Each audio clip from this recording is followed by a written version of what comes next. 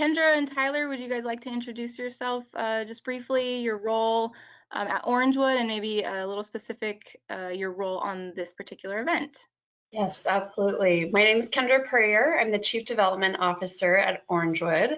At the time of this event, I had just passed my 1 year mark with the organization.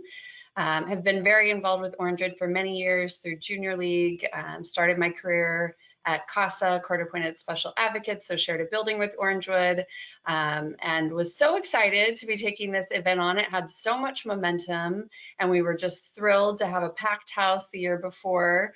And Tyler had just joined us, so I'll let him share his experience. Yeah, thank you. My name is Tyler Choi, and I am the Donor Relations Manager over at Orangewood. And I actually had just started in March, so right before the pandemic hit and everybody went on lockdown. And my role is really to work with our 44 Women for Orangewood auxiliary group. And since this was their event, Kendra and I worked very closely in pivoting and making this event virtual and all the success working with our volunteer groups. Yes, pivot. That is the word of the year, right? Yes, absolutely. Oh, thank you. And So most of you know Michelle, but Michelle was actually our veteran on this event. So I think she has worked on this event for Orangewood for 10 plus years, Michelle. Yeah, I think the 44, I think it was the 6th year, but Orangewood for 10 years. Yeah, so I'm Michelle French of Sunday Soul Events. It's great to see so many familiar faces. And yeah, I just followed Kendra and Tyler's lead and march for this event when we just decided to mix it up. But we're in the nonprofit space doing events and fundraising events, usually bringing people together until March when, yeah, we all made our big pivot. yes, and what a pivot it was. So let's get into it. And those of you who have, if you have questions while we're talking, feel free to put them in the chat. I will monitor that. I know kind of what's coming too, so I'll make sure that they're kind of in line with the presentation. But by all means, anyone on the call, if there's a specific question, just feel free to put that in the chat. Okay, so let's talk about it. So the 44 Women Orangewood virtual scholarship luncheon. Maybe just start off with, what does this normally look like? Yes, so normally this event has over 400 people in a ballroom, like many of your events. Last year it was held at the Island Hotel, raised over $400,000. Was just a really fun time for our women and men to come together to support our work, hear inspiring speakers. The speaker before had been Elizabeth Smart. We were slated to have Leanne Toohey in that seat. And so really, thinking about innovation, being the ability to see change as an opportunity, not a threat, is the theme that we went with for the event, but also the theme of this presentation. So we hope that you will walk away inspired to pivot in any moment of uncertainty moving forward, because we are certainly getting lots of moments of uncertainty as things unfold. There are a lot of ways to do an event, and Sunday Soul Events is here to help you with all of that. But really for this presentation, what we found we wanted to focus on was just what is the framework for changing in times of uncertainty and thriving in times of uncertainty. And so I'll let Tyler talk a little bit about the impact that this event has on our youth and why it was so important for us this year. Like Kendra mentioned, last year it raised over $400,000, and that's just a portion of what our scholarship program was able to do. And so that impacted 210 youth that received funding through our scholarship program. And it's not just tuition money, it's all needs. It's the basic needs. It's housing, it's food, it's the books, it's all of those other services that go into a college career. It's not just the tuition. So Orangewood really does wrap around all of the youth in the program and making sure that they have every tool necessary to succeed in what their goals and what their vision are.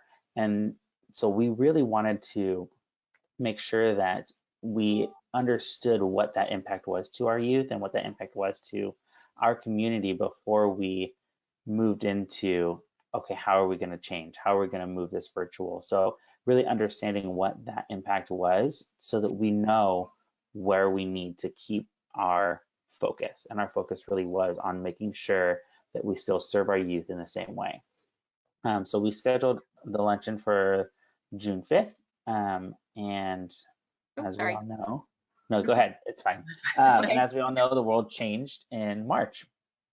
Yes. We like to call that D-Day, or the day that Disneyland closed. Oh, When Disneyland closed, you know we mean serious business. yeah, that's very true. Yeah, We that's actually had another event, a gala, slated for March 14th, and very quickly scrambled to get our auction online.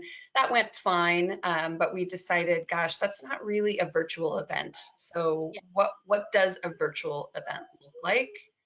And right. that led us to our pivot moment. I love this slide. Slide.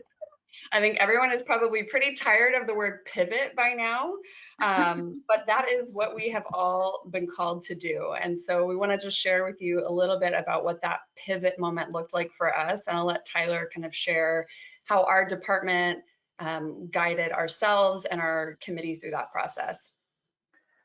Yeah, so we came up with 3 guiding questions, and those are things that, as a department, but also as an organization of Orangewood, we wanted to make sure that in any time of crisis or any time that we are looking at reinventing or doing strategic planning or looking at what an event is or how we are doing our jobs, we wanted to make sure that we keep these 3 guiding questions in the forefront. And the first one was, how do we want to be remembered during this challenging time? How does Orangewood want to be remembered? How does the scholarship lunch want to be remembered? How do our volunteer groups want to be remembered for what we did or what we didn't do during this time for our youth? And the second question is, how can we show up for our community?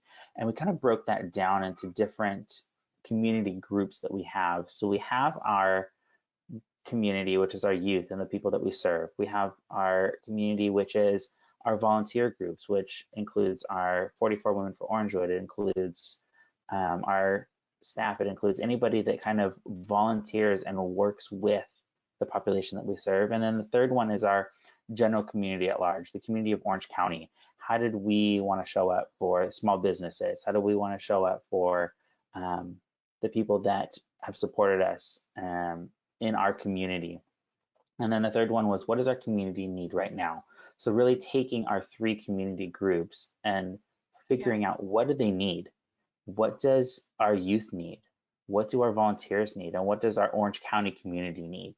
So those are the guiding questions that really led us to, how are we going to change this event? How are we going to move forward and pivot at our event?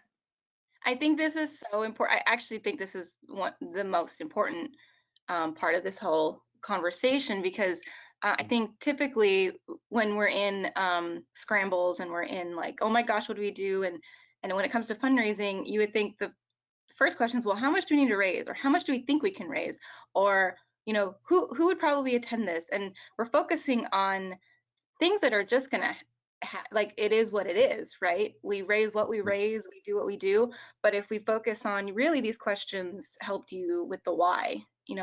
Why are we even going to do this? And it's about the youth. It's about communicating, and later on, when we get into the agenda, it's going to show that you guys really did answer these questions, because you kept the essence of the event about still the target population that you serve, because Orangewood, you guys do so much, and this event is very specific, right? It has a very, very specific niche reason for existing, and you kept that, and I love that these guiding questions helped that process.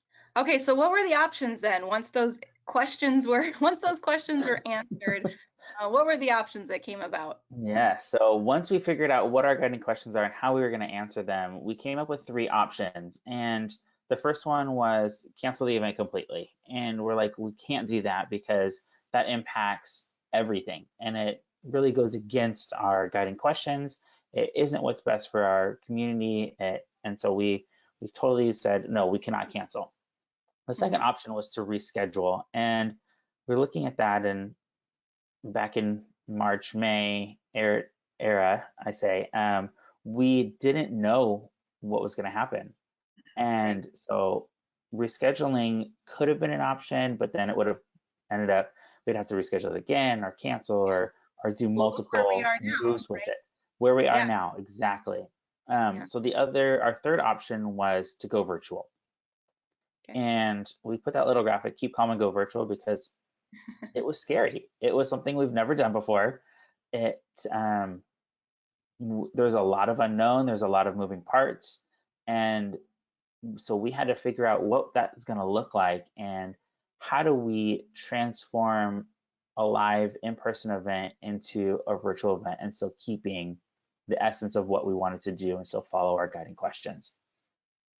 Yeah, and good thing you did, because like I said, look where we are now. If you had tried to reschedule, you'd be rescheduling again. And I think this is a good, thinking back to March, April, when that question was here, like, do we cancel, do we reschedule? I think that's something fair to also think about just in everything we're doing right now in nonprofits, even programming. It's like, you know what, maybe we just need to just realize this is where we are, and go for it.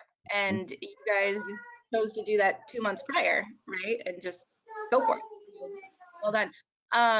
Just a reminder to those of you listening, put yourselves on mute. I will try and find you and mute you myself, but just in case, as you're joining, okay, moving on. All right. Unless it's one of us. I have a house being built next door. I know Tyler and Michelle have kids too. Yeah, some new people joining us, so I'll do a browse right now. But go ahead, move. So the inspiration for moving. Yeah, Tyler mentioned it. We had the funny graphic that everyone has seen, keep calm and go virtual. And it's a nod to, I think, the most important thing about this event, which was rallying the team to get excited. So when this first hit, I'm a fairly new leader in this organization, and the first person I called was Michelle. And I said, gosh, what can we do here? We had some ideas, we had this brainstorming session, and once I knew I had a partner who had been here for a while, who understood the landscape, who was willing to do this, who was an expert in events, the most important thing was inspiring our community. And so I think some important things to remember there. I am no Tony Robbins, but I can rally people behind a cause. I have to really believe in it first. And this was really scary. I had never done this before. In 15 years of doing events, I thought I had seen just about everything. And this was a real new curveball for me. So the 5 things I did were, I was really honest. I did not pretend like this was going to be easy or that I got this. I was really honest that I'd never done this and that I felt a little scared too. But the second thing I did was not show how scared I was and how uncertain I was, because that doesn't inspire most people. I exuded confidence in all of the things that I was sure of. One being partnering with Michelle. Much of what we were doing for this virtual event was backed by best practices for events, just in a different format. And so kind of clinging to those pieces that you are certain about, the things you do know. I got in the trenches, which in this role I don't often do. I will every now and then, but it's not always the best use of my time. But in this case, being a fairly new leader, embarking on a really new way of doing things, I spent a lot of time in the weeds, if you will.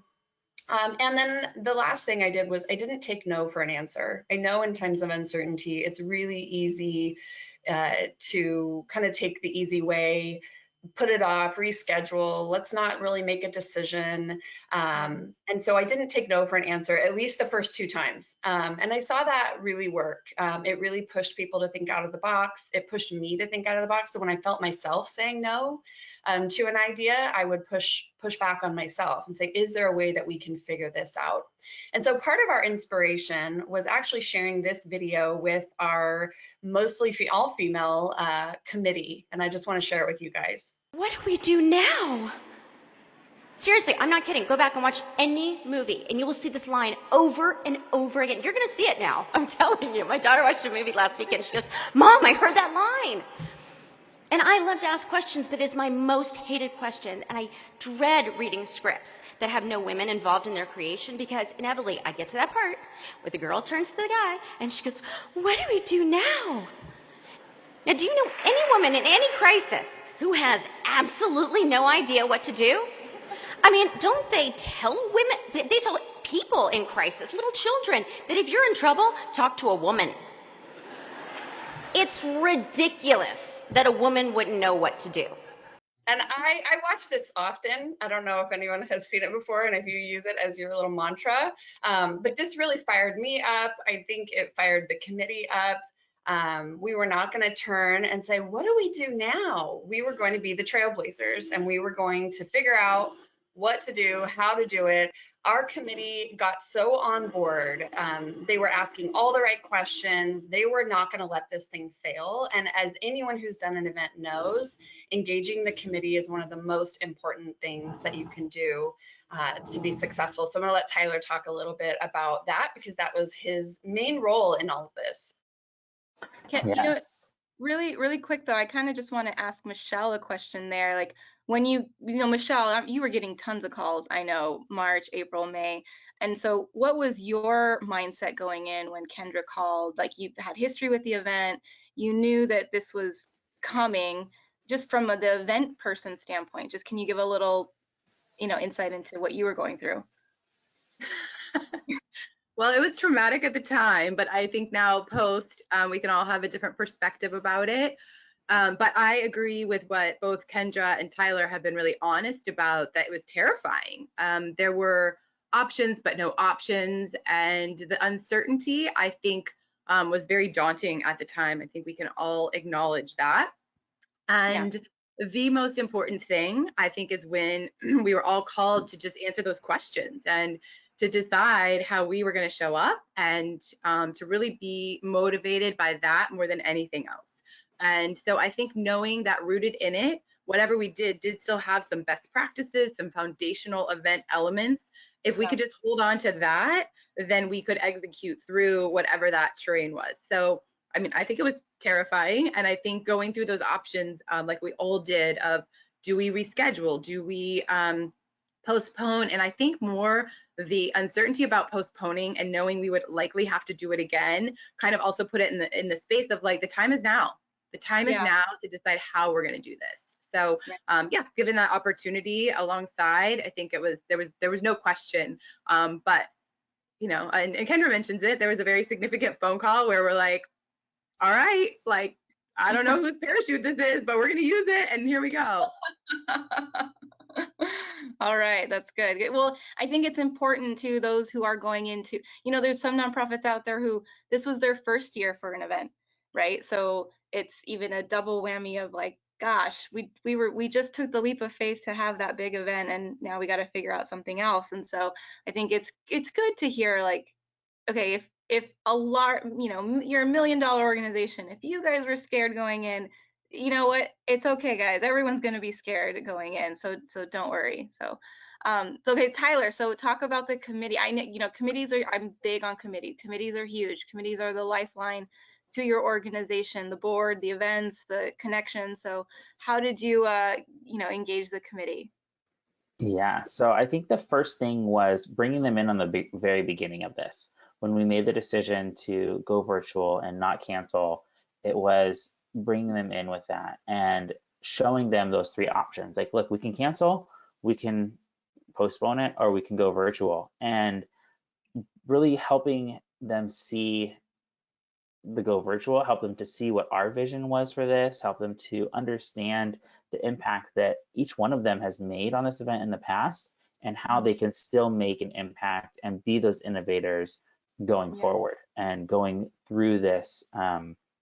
And we just put a picture up there of all of them in one of our Zoom meetings, but like, it's like a fun one. Just like just like Ken just said, they asked the hard questions. They really were engaged. When we came up with an innovative idea, they didn't shoot it down right away. They asked, okay, how is this going to work? What are the elements that are going to go into that? What is the back end work that we need to do? How can I help you do this? And each and one of them stepped up in unique ways, but it all came back to inspiring them, engaging them, making sure that they were along for the journey from So the very beginning. did you go to them with just those 3 options and then brainstorm from there, or did you actually go to them with a concept and then it was like inspiring or getting them excited about the concept? We did have a concept, but it was a very early concept. It was, we know we want to go virtual and we know we want to still have this event because we want to follow our guiding questions and we want to make sure that we're showing up for our community and we're showing up for our youth and we're still making an impact. And I think the biggest piece of it was those guiding questions and the why, making sure that they understood the why, and all of them were more on board than ever with that why and making sure that this happened. So we had a general concept, but they really are the ones that help flesh it out. Okay, I think that's important because, you know, some of the things I'm hearing when I'm working with organizations is getting that buy-in from the board and the committee to move forward. And I think sometimes it's because maybe we put too much on the board to come up with the ideas or decisions, so then it's just too flustering and it's like a, you know, then let's not do it. But you guys came with like confidence, right? It's that confidence of here's the staff, here's the concept, you know, we need you to keep doing what you were doing even in an in-person, right? Ideas, connections, but the staff are ready. Will you come with us? Sounds like. And this presentation is actually one that we modified. This was the presentation we used with our committee. And so you're going to see a vision board here in a minute because I'm big on vision boards and everyone I've ever made has manifested. I'm just saying. So we shared a vision board. I have learned over the years, there are some people who can envision something. Michelle is one of those people. And then there are folks who will get on board if you can show it to them. And so being as visual as you possibly can with whatever you do know is so important so that you get people in that space, help them understand what this is going to look like, how this is going to feel. And I think that was a crucial part of that first concept sharing. Yeah, well, that, no, 100%. I think anytime people, I mean, 80% of us are visual. You know, you've got kinesthetic, visual, and the person that likes to touch, and majority of us are visual. We just take it in better. So I hear you there. Okay, so then what transpired? Talk about then what came out of the committee, and looks like the objectives didn't change too much, but you know, talk us through this. Right.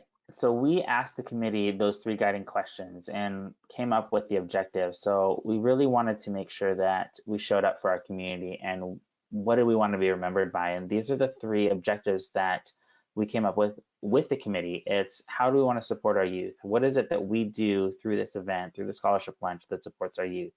And they really decided that it's the fundraising. It's bringing in the money so that those youth have all the tools and resources that they need.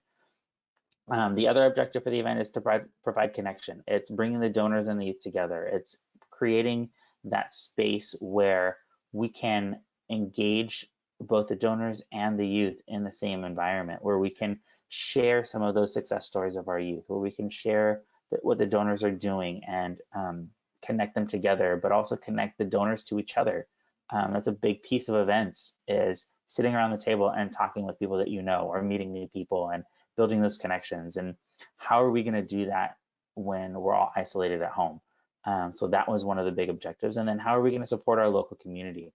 What small businesses or what community members are we going to bring alongside and support with this event?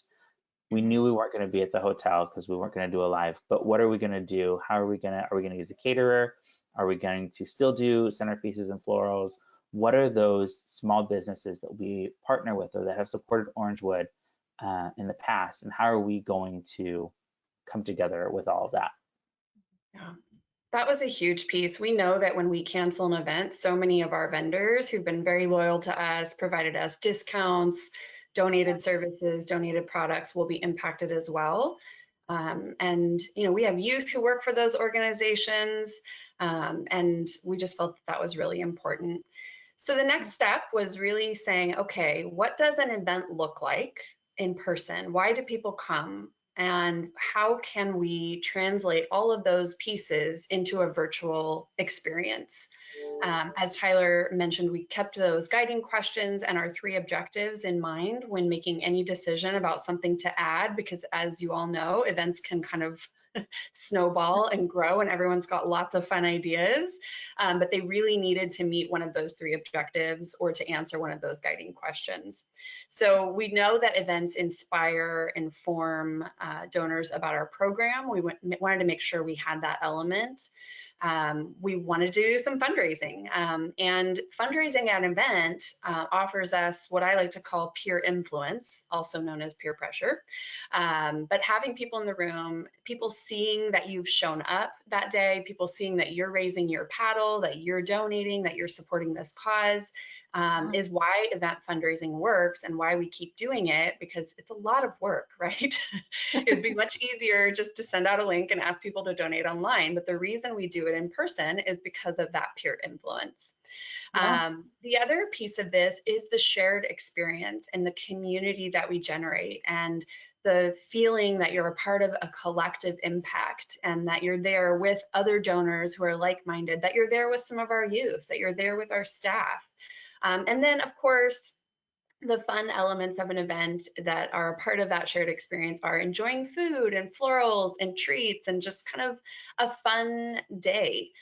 So those are the elements that we really wanted to recreate, and that's what we really focused on.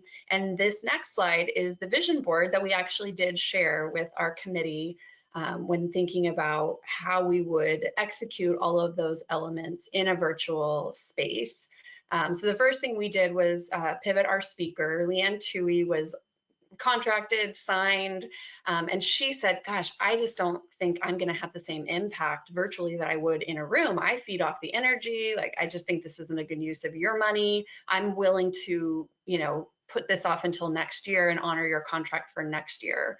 So we found an amazing speaker. Her name was Devin Alexander. She has adopted a little girl from the foster care system. She's a celebrity chef. She and I had great conversations about pivoting her business and really supporting people through this pandemic with healthy cooking options, shelf-stable fruits and veggies. And so we really felt like this would be a good value add for our audience, but also still staying true to our mission. We wanted to make sure that we still had, oh, go ahead. You still had Leanne do a little soundbite though. She did do a little soundbite. She was very generous with us. So she did film something and say, I'm so sorry I can't be there with you, but I will be there next year. I hope you enjoy this virtual luncheon. I thought that was a great ad. I as short and simple as it was, I thought that was a really good ad to put in there. So good idea. And a part of this, you mentioned it, short and simple. you don't have the kind of, attention spans are waning in general, even in a live event, but now you've got people on Zoom. And so really keeping this short and tight, but not rushing through it, was something that Michelle and her team and her husband, who is our MC, really supported us with. So I don't know, Michelle, if you want to talk a little bit about the program here.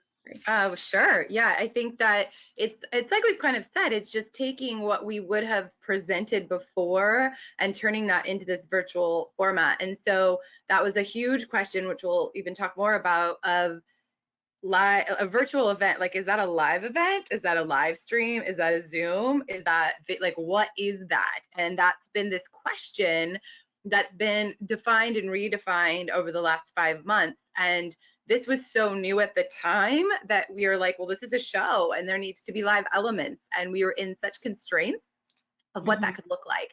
Of, can we ask our co-chairs to do a video? Can we send a camera crew social distance to them? Can we do a cooking demo and rely on Chef Alexander to just do that from her kitchen with an iPhone? Like, we don't know. So let's try all of that.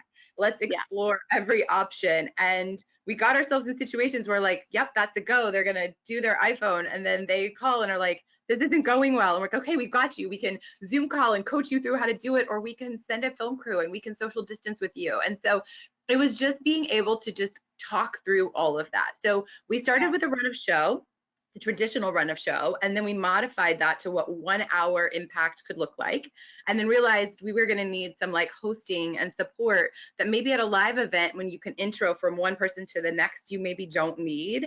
We were pretty honest of like, this needs some continuity. It just does. So in that moment, we were fortunate that in my house lived someone that could help us with that. But now we've been able to evolve that, and we can, open that space up a little bit more. But at the time, it was like that. It was like, all right, well, let's literally work with what we have right here. Yeah, that's good. And I think a little later, there's a slide on that. But I love how you guys did take the in-person and just identified the elements that meant so much, and then just how could you tweak it to the virtual, like even from the Kendra, you were saying about connection. I mean, you guys tackled breakout rooms, like kudos to you. And there's stories there, I'm sure, that came out of that. But tackling the breakout rooms and making it feel like we were at a table enjoying our lunch. Yeah. And then also, yeah, the paddle. I didn't have my paddle, but I had my phone, and I was prompted like, now's the time. But on the screen, I got to see, the thermometer. So very, very cool elements that were still in the program, but it was just a different paddle and a different person, talking. And so I think those were great. So in the interest of time, I just want to, we've got like we've 5 for sure, but we can go into 10 more minutes. Well, you tell me what elements of the rest that's left over here in your presentation that you think are really pertinent for the fundraisers in the room to hear, or if some of you have questions already that are just burning based on what you've heard so far, feel free to start asking. I want to be mindful of our time and make sure we also get to certain things, but talk a little bit about those obstacles. I'm sure that's what everyone is also thinking. Like Michelle, you just said, like, okay, the iPhone doesn't work. Zoom is not what we thought it was. You guys chose Zoom, did you try out any others? Things like that. Sure. Yeah. So I think that, like you were saying, getting to that and getting to this place where there are even obstacles, I think what you've heard from Kendra and Tyler so far, I am sure you can also agree that like inspiration and overcoming obstacles was there. That's all there was just being so inspired by what we were trying to do collectively. And absolutely, there are moments like, I don't know how we're going to do this, but we're going to figure it out. And I think that that's where just that honesty and that teamwork will get you through any of that, because you're able to be honest about like, hey, I had this idea, we tried this, it didn't really work, so let's try something else. So overcoming obstacles is something we face in our events all the time. I mean, this is something that we know we're as prepared as we can be so that we can face all the things that we didn't expect, and virtual is no different. Absolutely no different than that you're sailing along. And at that time we were also thinking about supply chain and who's going to be there, and working with wanting to deliver this shared experience. Were there going to be drivers available to do that? Like, how were we going to coordinate all of that? So I think the best thing that came out of that for all of us is that for us, again, just all you can do is have the end in mind and get there together. That with fear, we have this little saying of like, and you guys have probably heard it, like, feel everything and rise. Like, I feel that if this is uncomfortable, it's not going to work. Okay, but I'm going to rise above that and find a different solution. And at the end of that, it also came to just like this says team and resource, that we had an amazing committee that had so much tradition and so much trust. They trust Kendra, they trust Tyler, they trust the Orangewood team. And thankfully, since we've been around a little while, they trust us. And so with that trust and their motivation, anything was possible. I think that the biggest thing was like not to ignore what's already in front of you. So you mentioned the phone and being able to donate on your phone. Well, that's something we already had. We had that technology. We just needed to pivot how we were using it. And so we already had a system that allowed that.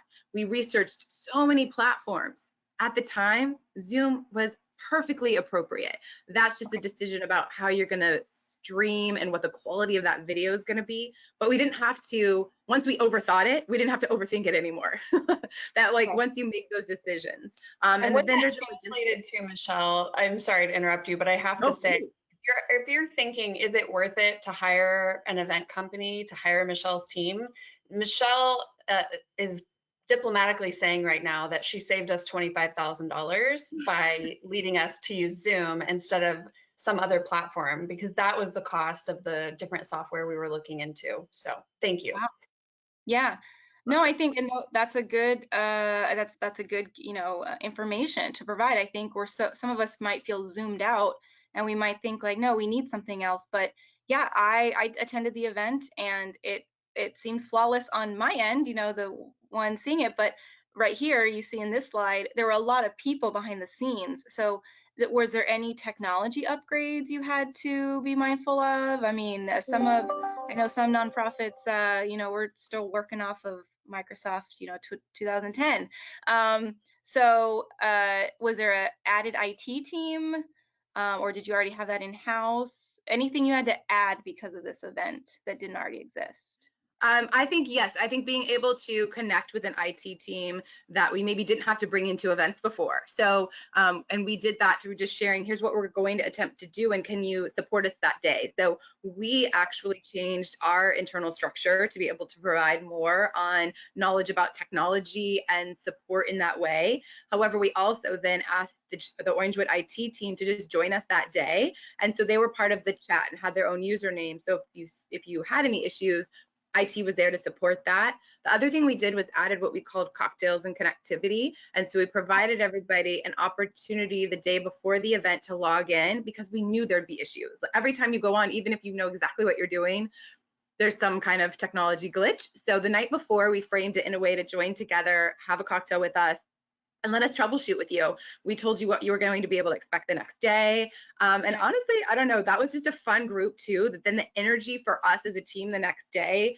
knowing that people were going to be there, knowing that we had that support, that camaraderie, we're like, we're going to do this, and we feel really good about it. So just giving your team a chance to play with the technology before, invite your committee into it. We did a test with the committee, we did the cocktails and connectivity. So people were comfortable with the technology by the time we were really asking them to join us that day. Yeah, I thought that was smart. To have that pre-session for those that were nervous, especially if they're brand new. One of the questions was, how did you ensure that they got there, especially maybe the older population that they're just like, I don't know any of this stuff. Having that pre-day was really smart. So it was a happy hour. You didn't have to go, but it was really just all about technology. Are you there? People got to test their camera out or their video or their computer. It was very, very low key. I thought that was smart. What else about the run of show, prepping, and then we'll get into a little bit of the agenda. We'll go for another 5-6 minutes. So Lisa, be ready with the raffle items, because I know this is important info. So what else about the run of show and production? Yeah, so I think like in all things, when we started with the run of show and what we wanted those elements to be, that was the most important thing to start with. And then making sure we had a different feel for virtual. We recognized even, and that was when we were planning in May, that people would be potentially zoomed out. So who would know that in September, this is still kind of our main communication. But even then, we're like, what if people are zoomed out? And so our biggest goal in all of the virtual events we're involved in is, how do we make that feel different? How does it not feel like a Zoom? Like, I want engagement. And going through, now there's guiding questions about what you want that experience to feel like. Do I want engagement visually? I want engagement in chat? Victoria, what you did as people joined on today, hi Sally, great to see you. Like, that is huge. And so just because we're in this virtual environment, we knew we needed to greet our guests. We needed to say hello. And so now it's different metrics. It's different entertainment. Now we're educating you, inspiring you, and entertaining you. And it's a show. It's still a show. The show must go on. And this is about making sure we put something together that just still moves you in that way. So the visuals were important, the pace. This slide shows the interaction, big question. So yeah, let's use Zoom so that people can see each other. Fundraising, let's use that thermometer. Let's use technology. Let's be able to use your phone and actually see people's names come up as they donate and call them out live. That was live. All of that part of the show was a dynamic that we just did live. And it's possible. And really with your tech and production, it's like taking your AV team that's usually in the back of the room and just putting them, well, in your garage in this case, but putting them near you, and you're just still calling a show. So I think if you can get through the intimidation of like, oh, there's so many options and this is all new, it is, but the foundation is the same. The way that I would write a script and run a show, it was the same at the end of the day. But what was the fundraising platform that you used? I know that's a big question. Yeah, of course. We used Greater Giving for two big reasons, probably. Mostly that we had adopted Greater Giving to Orangewood maybe 2 years ago, and so the organization was already using it. Our team is extremely familiar with it. There are a lot of great platforms, but we used Greater Giving for this one. And with Greater Giving, one thing I know as a person that attended, what really, helped and triggered me on the fund a need portion, other than your husband being so, brilliantly animated, is that I was watching it, but then I got a text, like, now's the time. And it was so easy. It was click a link, put in my amount and go. And because I had also participated in the pre-auction, in the raffle opportunity, all my credit card info was just saved because you already had it. If I had not done a raffle opportunity, would you have been able to text me? Because I didn't even know how you got my number, other than if I had done that. But that's tricky, that was like smart. Yeah, that was smart. It was convenient. I mean, we live in a world of conveniency now and high tech, and just like 2 clicks. If I have to do more than 2 clicks, like, this is too much. Absolutely. Absolutely. We call that like the breadcrumbs. So in any transaction, the breadcrumbs, the further you have to go in, the less likely you are to do it. So what I will say that will probably convince a lot of organizations of even why this is a viable option, even in times that maybe we can gather, is that the amount of information, contact information. So one of the biggest questions we would get virtual is, how will we get people's information at registration? Like, my sponsor bought a table of 12 and I have like half their guest names and I'm not sure who else is going to show up, and I'm certainly not going to have their information. Yeah, we've struggled with that for a long time. So this event, if you want your deliveries, if you want to be communicated the link about how you're even going to join us, I need your email, I need your mobile. It was incredible the amount of donor data we were actually able to gather because of that. So when you registered a guest, it was as required as we could make it to make sure that we did have their email and their mobile so we could communicate with them. It's and true. Then, to your point on making I'm it. just thinking about, I'm thinking about my table. So we were with the Ducks Foundation. So when I do remember Wendy said, I need all this info for your lunch, because you delivered lunches. We had a question about that, like, how did that happen? But yeah, otherwise, if it was in person, she would have just said, show up. Exactly. And whether or not we got your information may or may not happen. If you didn't register a credit card, and I think now people are tending to do that more, they're much more comfortable with it than they used to be. But even if you had opted out of that, we did set it up so you could still pledge. We had actually really kind of all pre-checked everyone in. And then we knew we had your contact information, so we could still follow up with you. And the team, Orangewood team, felt really confident about the number of people and did an excellent job afterwards by sending a communication.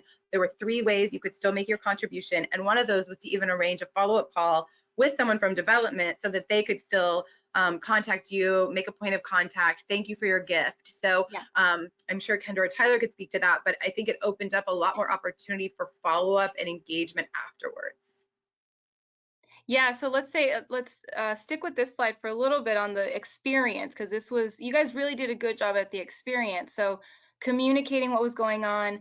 You delivered food with almost like the table setting. So I got flowers, I got a bottle of champagne, a little bottle of champagne, the food that had a date of, how long it could be in the fridge. Who wants to talk about that? Because I think that was sounded like a lot of logistics. we blocked that out, Victoria. Did we do that? I don't remember. There's actually a great video here, Victoria, on slide Oh, 23, if you want to just share, and I think people can see the experience. I'd love to. Okay, here we go.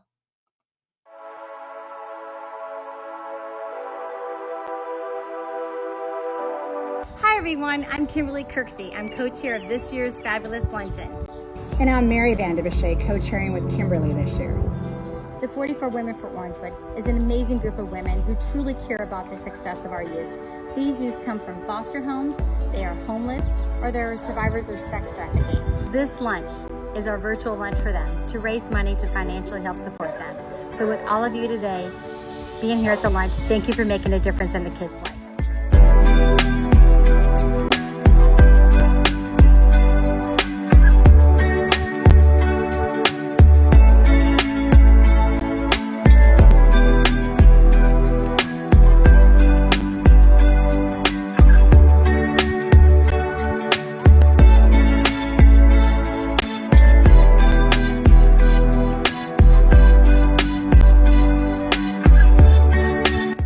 As far as the proceeds from this event that support our scholars, they are also doing okay.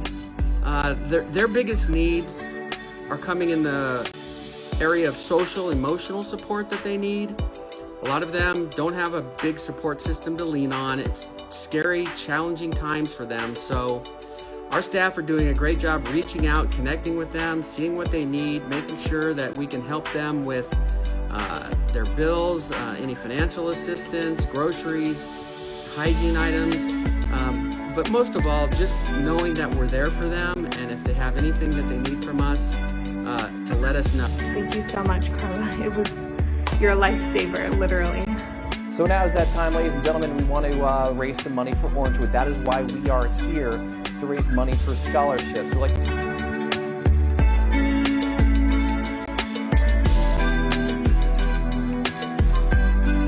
and ladies and gentlemen, you responded in a very generous way. So thank you so much. Stay safe, stay healthy. We cannot wait to see you in person next year. Have a great afternoon and a great weekend.